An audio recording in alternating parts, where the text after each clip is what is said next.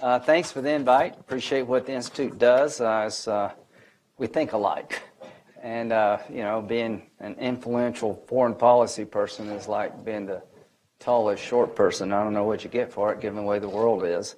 I just got back from Israel, Egypt, Saudi Arabia, and Turkey. Not good. 5 years into the civil war and Syria. Where are we at? What have we learned? Can I just make a list of observations? 250,000 Syrians have been killed and not much attention to it. We regret the loss of life from terrorism anywhere in the world. Paris, Brussels, our heart breaks when innocent people are killed for no good reason, sitting in a cafe or a theater or trying to board a train. It rocks us all. Villages have been decimated. Women have been captured, sold into slavery. People have been slaughtered. Not much. What does it say? It says the West has a double standard. If I were in the region, I would feel that I must be a second-class person, that nobody spends much time and attention to what happens to me and my family. So I hope we'll wake up to the fact that we have ignored one of the great sad stories in modern history. And if it happens to them over there, it really is not news until it happens to somebody like us in a place that we actually might go, is what I've learned. And people over there get the double standard. I've tried to be a person who has not bought into that. Not only do I speak out when a Western city is attacked by ISIL, I try to speak out when a village in Syria is slaughtered by ISIL, Assad, or other radical groups in the region. Who's winning? The Assad regime is winning 5 years down the road. To say otherwise is just crazy. We had the guy on the ropes at a time when it would have mattered, when the entire national security team of President Obama said, go in hard, trained the Free Syrian Army that was still intact. He took a pass. The vacuum has been filled by radical groups like ISIL, and the Free Syrian Army has been pretty much decimated. That inaction to take Assad down by empowering those that we could live in peace with, rebuild Syria, that window is probably closed in an effective way. So Assad is going to be around and Obama's going to go. Now, how does he stay? Or how does he go? Maybe Bob Assad takes his place. But the Russians and the Iranians are going to decide that, not the Syrian people under the current construct. So who's the winner? Assad's regime. The Russians are the biggest winner of all, probably. The vacuum we've created in Syria has been filled by Russia and Iran. They're killing the people we trained to take Assad down. The Russian president is bombing the people the American president trained to fulfill the American president's goal of replacing Assad. We haven't done much about it. The Russian-Iran alliance around Assad has given him a military advantage that will be hard to overcome. So, winners, Russia big time, back into the Mideast, probably a large Navy base, large air base, with influence they haven't enjoyed since the 70s, Iran. They have helped Assad when he was on the ropes. Instead of us training the Free Syrian Army, Hezbollah fighters went in by the thousands with Iranian advisors, and they're likely going to be the biggest beneficiary of any deal that comes out of Geneva. What can I tell you 5 years later? That the negotiations to replace Assad are one-sided. That the opposition doesn't have a whole lot going for them. That Russia and Iran are clearly all in when it comes to Assad. So any transition that comes out of Geneva is going to be de facto rewarding Russia and giving Damascus, the Iranians, a veto over anything that happens in Damascus. Hezbollah, they've certainly won. They propped up a friendly agent who smuggled weapons to them. Assad's been good to Hezbollah. Hezbollah came to his aid, and I'm sure that relationship is going to be stronger than ever. ISIL, huge winner. We left Iraq, but the real prize of all was our disengagement in Syria, creating a vacuum on the Syrian border that they took advantage of in a historic way. So 5 years after the fact, even though they're being confronted and being deteriorated inside of Iraq and Syria somewhat, I would say that the caliphate is a result of the civil war in Syria. That their goal of a caliphate has been achieved by our inaction and Obama's foreign policy failures. You can argue, should we have gone into Iraq or not? I can tell you this, I'm glad Saddam's gone. If you like Saddam Hussein's Iraq, you should have went to live there yourself. I'm glad Gaddafi's gone. Bottom line is, we made mistakes on the Bush side. President Bush, to his credit, adjusted. The surge did work. And if we'd left some residual forces in place in Iraq, as recommended by the entire military infrastructure of the United States, I don't think al-Qaeda in Iraq would become ISIL today. But the biggest mistake of all was on the Syrian side. So, ISIL, big winner, al-Nusra. The biggest winner of all, by far, are those dictators in the world who believe that they can almost do anything now without reprisal. The biggest mistake of all was drawing the red line in Syria. So what price has been paid in the last several years? I don't believe Crimea would be where it's at today. I don't believe the Iranians would be as bold as they are today. I don't believe China and North Korea would be doing what they're doing today if President Obama had took Assad out. By leaving him in power, by backing off the red line, he has sent a signal to everyone in the world that America is more talk than it is action. The losers, the Syrian people, by the millions, are having to flee their home. Iraq, completely infected by the civil war in Syria.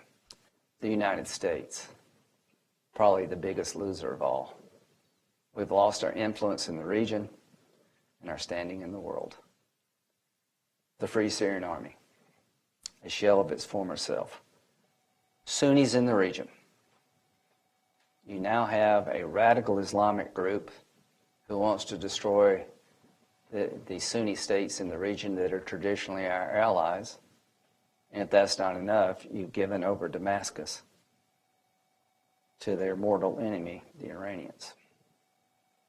Jordan, Lebanon. Two states that have been completely infected by this war. All the gains in Lebanon, all the efforts to break away from Assad and to establish a Lebanon free of the Ayatollah's dictates have all gone backwards. There are more Syrian refugees in primary school in Lebanon than there are Lebanese children. Jordan. The infrastructure of Jordan is hanging by a thread. So, 5 years later, it's a mess. What will it be like 5 years from now? Worse if we don't change. This strategy to take ISIL, to take Raqqa back from ISIL, using YPG fighters is not going to work. Just got back from Turkey. What are you doing? Plenty of criticism, Turkey's way, most deserved. This I get. The YPG, in their view, is the cousin of the PPK. It's not a force, in my view, that can liberate Raqqa and other areas held by ISIL and hold it, because these are Arab towns. It is not a model that's going to bring stability to Syria. It's just going to wind up creating friction with Turkey in a fashion that I understand. So as we look at the 5th anniversary of the war, the plans to change all these problems are almost non-existent. There is no real plan to destroy ISIL in a fashion to allow the holding. There is no plan to bring about political reconciliation that does not allow Russia and Iran disproportionate influence over the outcome. There is no relief in sight when it comes to the refugees. If the plan works to dislodge ISIL and to put the regime on the defensive, you're going to create millions of refugees that you don't have today. Where do the Alawites go if there is a rebuilding of the opposition in Syria? They're not going to stay in these towns until there's a belief they won't get slaughtered.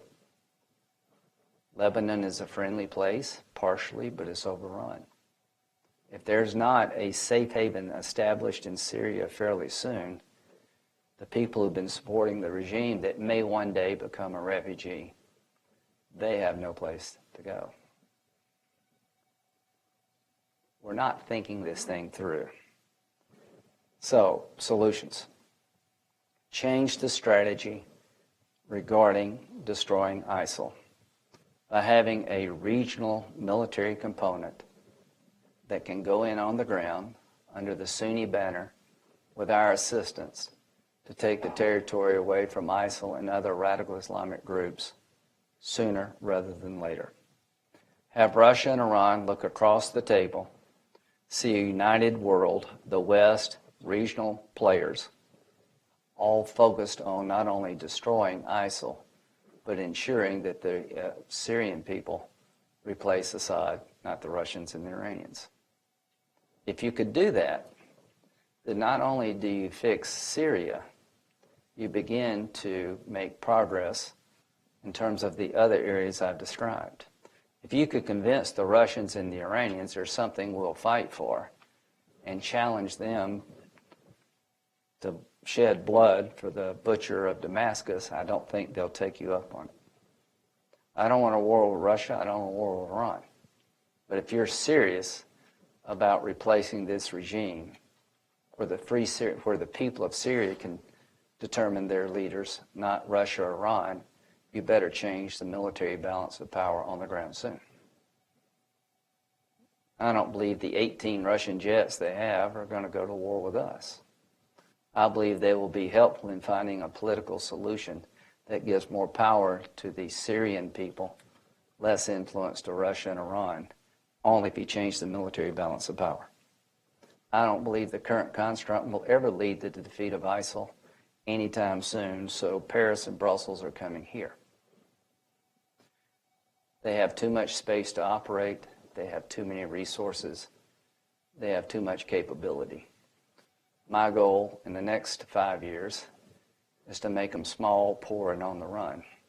Today they're rich, entrenched, and very lethal. Nothing's going to change between now and the end of the election. If in the debates, when we finally get a nominee, and I saw your Trump sign, so y'all are on board for Trump. If we don't have a discussion about how to fix this problem, then it will be an opportunity lost. What will Donald Trump do differently than Barack Obama? What will Hillary Clinton do differently than Barack Obama? What will Ted Cruz do differently? If you're not willing to provide some military support to an army with more capacity than those inside of Syria, this war is going to drag on and we're going to get hit. There's not enough indigenous forces left inside of Syria, in my view, in the Arab camp that can ever destroy ISIL without significant regional support. And the region is not going in unless we put Assad on the table. So I just came back from Saudi Arabia and was told you can have our army. Well, one, their army needs our help. Look at what they're doing in Yemen. The will is there. The capability is lacking, but not for an ISIL-only strategy. The reason our training programs have not borne fruit in terms of training people is that we're training people with one caveat. We will support you against ISIL, we will not support you against Assad. The dumbest idea in military history. Why? The people we're training who can create capability to take the fight to ISIL also want to destroy Assad because he's killed their family. Assad is nobody's fool. Do you think he sits on the sidelines and watches these people gain capability, knowing one day they're going to turn on him? So if you don't ensure the people you're training that we have their back for the inevitable attack from the regime, then it's going to be hard to sign anybody up. And the people that you sign up under these conditions, you probably don't want because they're not thinking it through. The Kurds are signed up because they have no intention of taking Raqqa. They're trying to clean out their areas and deal ISIL a blow where they can.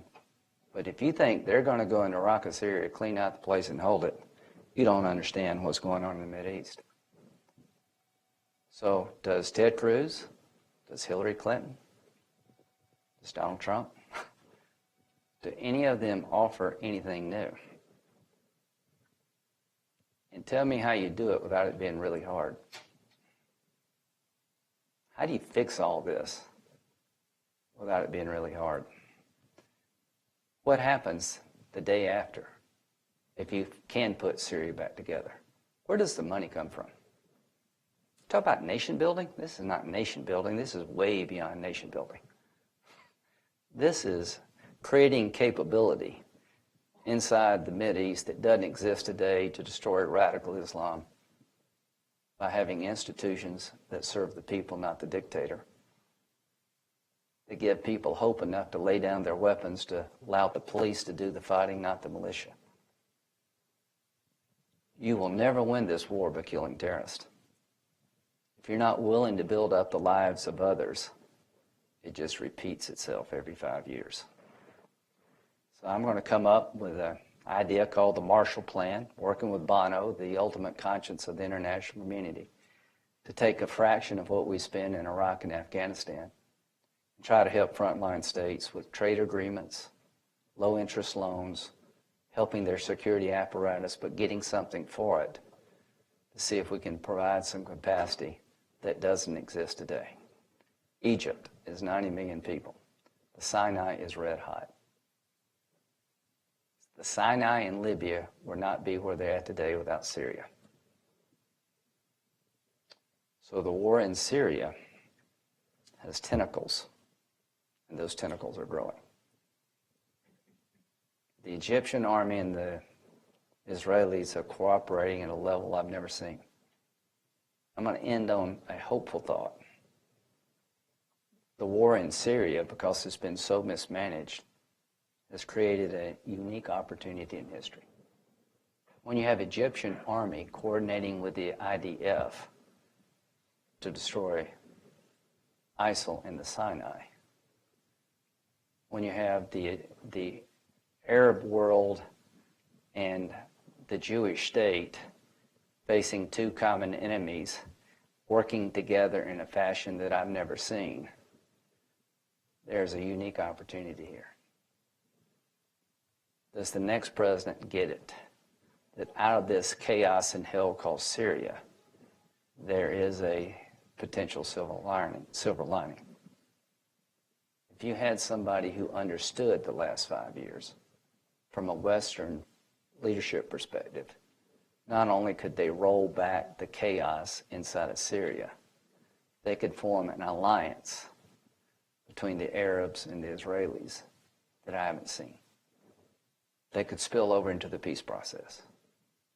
That could really be a bulwark against Iran, which is the nightmare of all nightmares. It's sad that it took 250,000 people,